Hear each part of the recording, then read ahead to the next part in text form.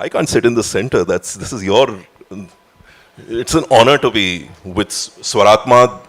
This is one of the most interesting bands that has ever come out of India, which you will get a taste of it soon. And what is really remarkable about them is how long they have. They have music is a very big interest for me. So that's why they asked me to moderate this, and I have a little history with. I mean, a little bit of history. So yeah. So I mean, okay. This is Jishno. This is Vasu. My name is Varun. And I'm Sanjeev. And I think the most interesting thing about any group is how 4 or 5 different people or 6 different people work together. Everyone is all the time growing in different directions, and yet they have to come together to do something which is, common. It's not a joke that they have been around for such a long time. They all have. I'm pretty sure of this. They all listen to different kinds of music. I think we should ask them to elaborate on that. Jaideep, thank you very much for having us here. Thanks to the Selco Foundation for putting together this kind of a conference. It's not every day that you hear of people being vulnerable enough to talk about failures, and that has inspired us to be here and do some talking instead of just playing. So we are, of course, huge fans of Jaideep, very specifically for a film that I don't know if you know he's made. It's called Leaving Home, on the life and the music of Indian Ocean, the band, and it's something that really inspired us as well. So you're right in that we all listen to different kinds of music, but one of the things we all agree upon as a band is that Indian Ocean is a band that we all look up to. And yes, I think Indian Ocean deserves a louder round of applause for being what they are and standing for what they have over the years. And I remember in our early days when we used to follow them, whenever we used to have a disagreement or a situation that we are in trouble, we would ask ourselves, what would Indian Ocean have done? And we then ended up meeting them. And in fact, Indian Ocean and Leaving Home as a film is one of the reasons that we have connected as well, and that we were keen on having this conversation with you. So it will be great to hear a little bit about your journey with that, and then we can probably talk about how it impacted us.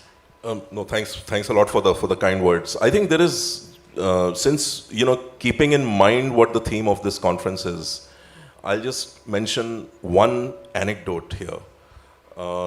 There was this the singer of the band, the main singer of the band was this gentleman called Ashim Chakravarti, who was there in the original version of the band, and so there were 4 of them. And Ashim, so I had made this film in 2000. I shot this film in 2006. In 2007, I was editing it in Bombay, and Indian Ocean were in town at that time. They had come to Bombay for a concert, and Ashim came up to me and said, "I know you guys are really busy with the edit, but can I ask you for a favor? Can you show me footage? Because I know you've interviewed a lot of other musicians and asked them what they think of our music. They have never said anything to us on our face. So can I see what people have to say about us?" So I said, absolutely. So we suspended editing in that evening, and we actually had this really memorable evening where we saw everything. And since, if you remember Ashim, you can imagine how much he must have enjoyed that. He was very moved by what people had to say and stuff. And then 18 months later, he dies. And the film still hasn't come out. And there is a memorial of his. It was a huge shock for us. He was 52 years old. And there is a memorial in Delhi. So I go for that, and they ask me to speak. And I go up on stage, pretty much like this. And I see all those musicians. That's what I saw. All those musicians whose sound bites he had heard, he had come to listen to, were seated there. Rabbi Shergill, Shubha Mudgal, Madan Gopal Singh, Papon, whole bunch of other people.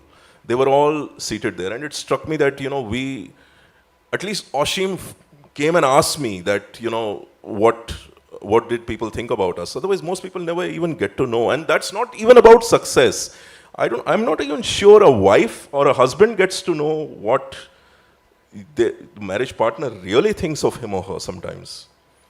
In fact, most times, because we don't really talk about these things. So I was just thinking maybe, like in cricket, we have benefit matches for players who are alive, after they retire or something. We should have that in real life. That I think I said something like that, and people laughed, and so that's what I remember.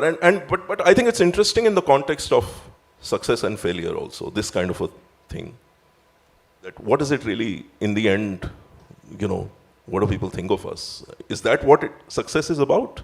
Finally, I mean, I would like to ask you that, because you guys have,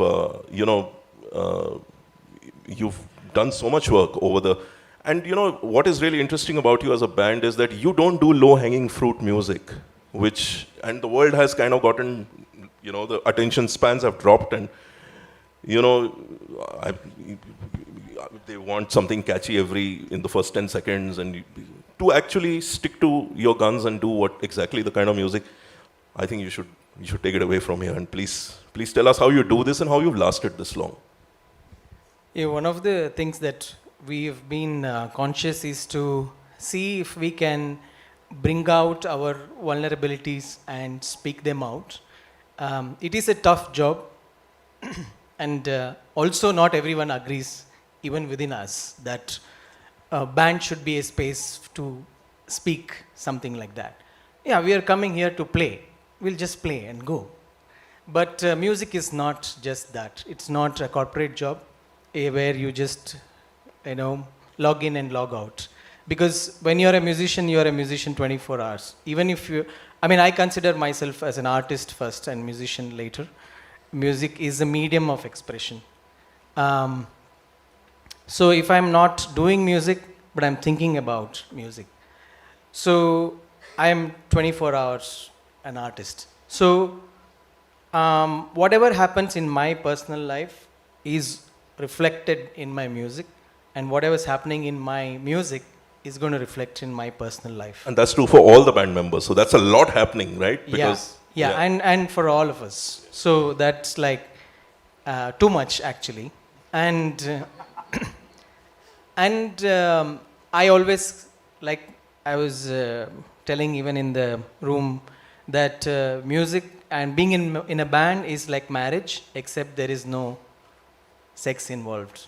At least not within us. Not yet. So, it's not a bad thing to not have. Otherwise, it's the same. It's really the same. We go through same kind of emotions, fights, and also we have failed. Like there have been band members who've come in and gone, who've taken a break, but we don't know whether it's a break or are they leaving, because there is lack of communication probably. And I don't think it's also anything is failure, or also if two people are not together, or like when people say, oh, their marriage failed, I don't think it's marriage that failed, it's just that the chemistry failed. The chemistry failed. That's all. I mean, you were married for that period of time, and this is all that you could share, and then you've moved on with your individual lives. That's all. It's not a failure, because the minute you look at it as a failure, then you go downstream. So similarly, I think whoever band members have come and gone, they have taught us lessons, and they have taught us, if we have failed in that communication, that just means that we need to communicate better henceforth. That's the lesson we take. And I always think failures are really good. We have to fail. And as musicians, and again, coming back to as artists, if you are not failing, then you are in a comfort zone. That means you are not trying harder enough, or at least you are not trying something new. So that to fail is actually to take a step, new step every time. So we have learned that okay, communication is way that we need to connect with each other.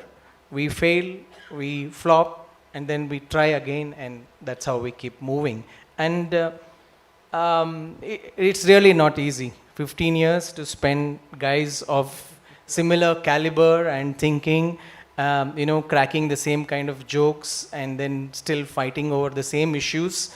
It's really not easy. And also, in India, especially if you are doing indie music, we are not doing the very high paid Bollywood or mainstream music where we are actually finding it tough to survive in our daily lives.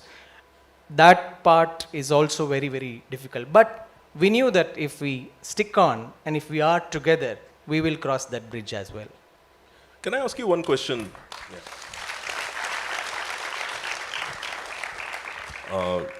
Things have gotten actually much more difficult in the last 10, 15 years for musicians. The industry has changed so much, the whole internet thing, and also low attention spans. Do you think if you were starting off today, things would be different for you? Would it be easier, more difficult? Would you do anything differently? I think if you're starting off today, I believe it's extremely hard. Because I work also as a producer and run a music studio by the side, I'm constantly working with upcoming musicians putting out their first single or their first EP or an album. And every time the EP is or the song is mastered and given to them, the first question that I get is, what do I do with this now?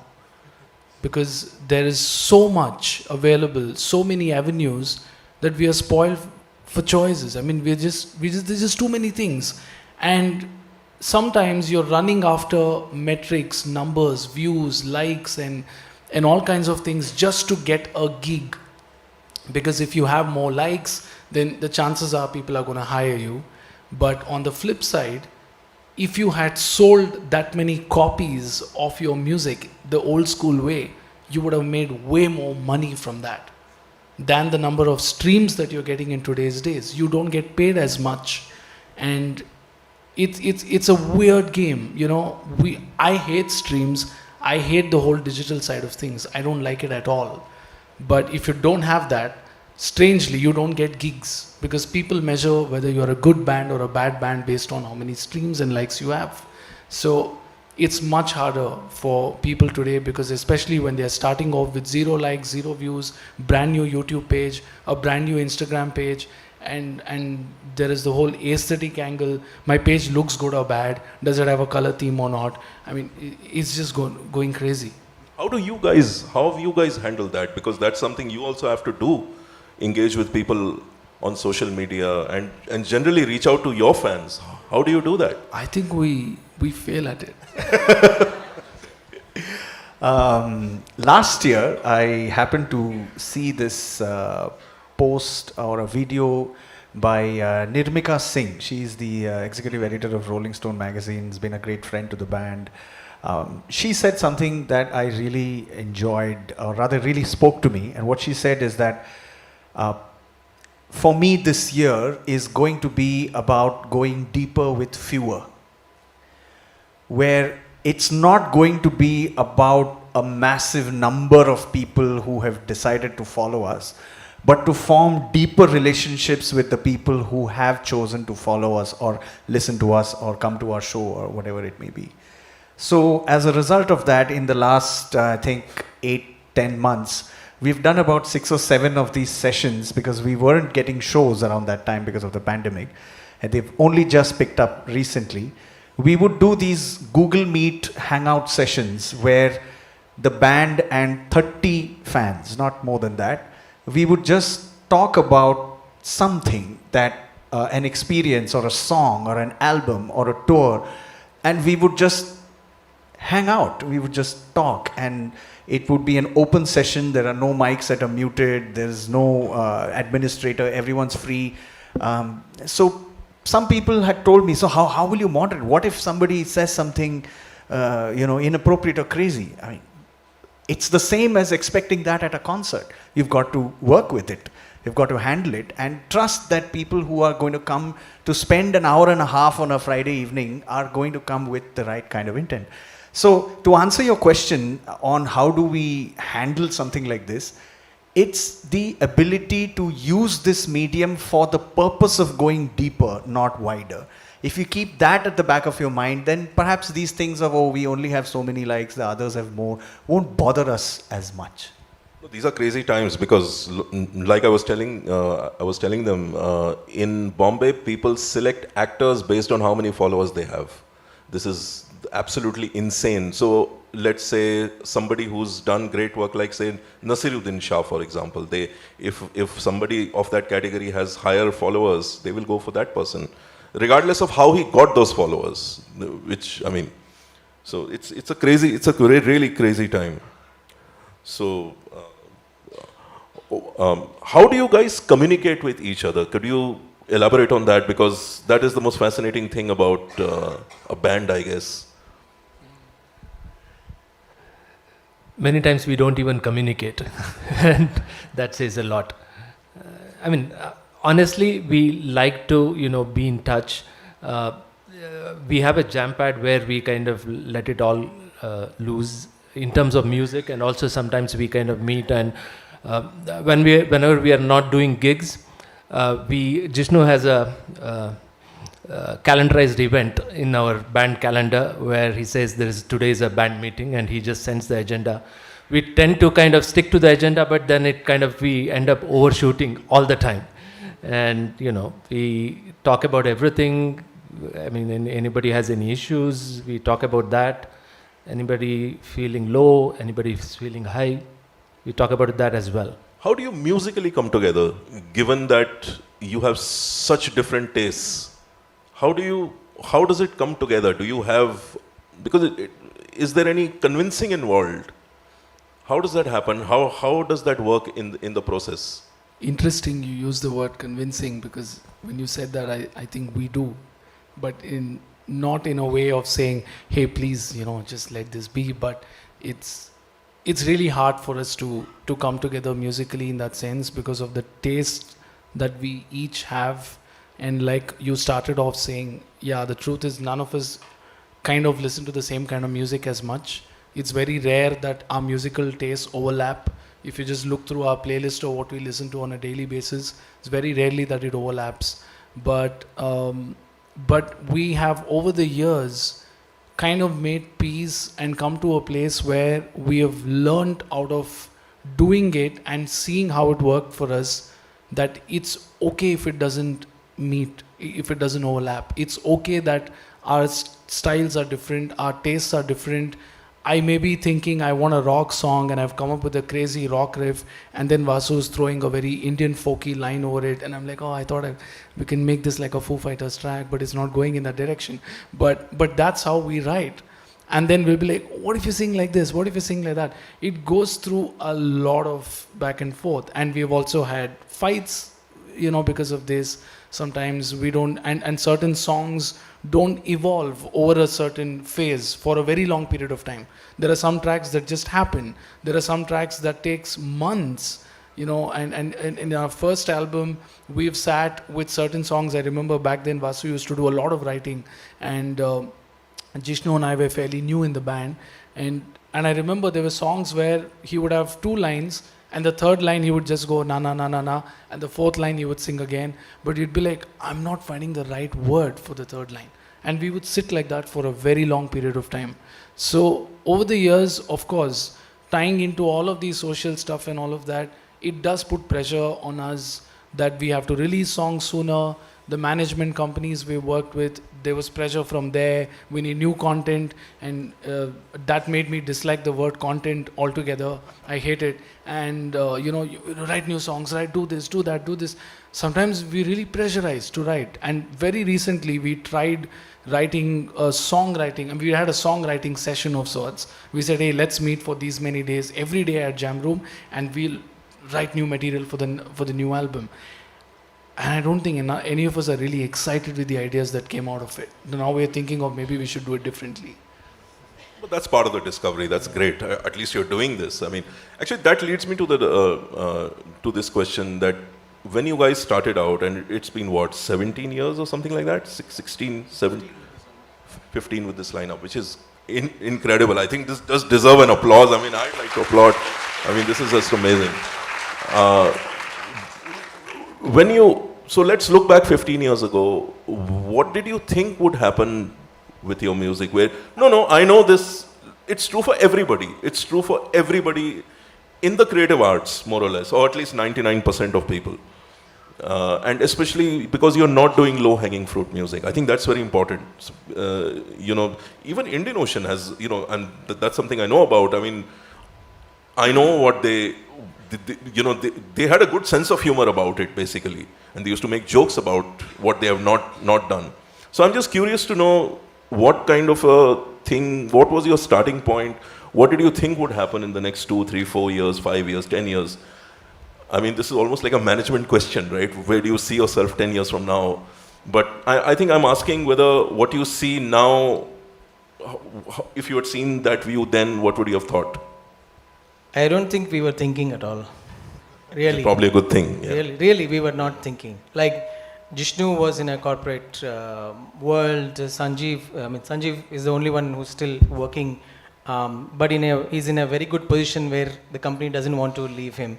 So, and Varun has just started his studio a couple of years back, and I used to work as a filmmaker in a company, and we were not thinking really, because we were driven by the passion to create music. And if we had really thought so much, probably it wouldn't have happened. Right. And I think now we have started thinking, and the more you think, there is more insecurity. So are you going to stop thinking? Maybe. Get back to doing. Great. Interesting. Is there anything else? I think this is actually a great note to... Let's play some music. Yeah. But I think this is probably one of the first few times that we have done this. This part of it is actually scarier than, picking up a guitar and playing. I'm speaking for you, bro. So...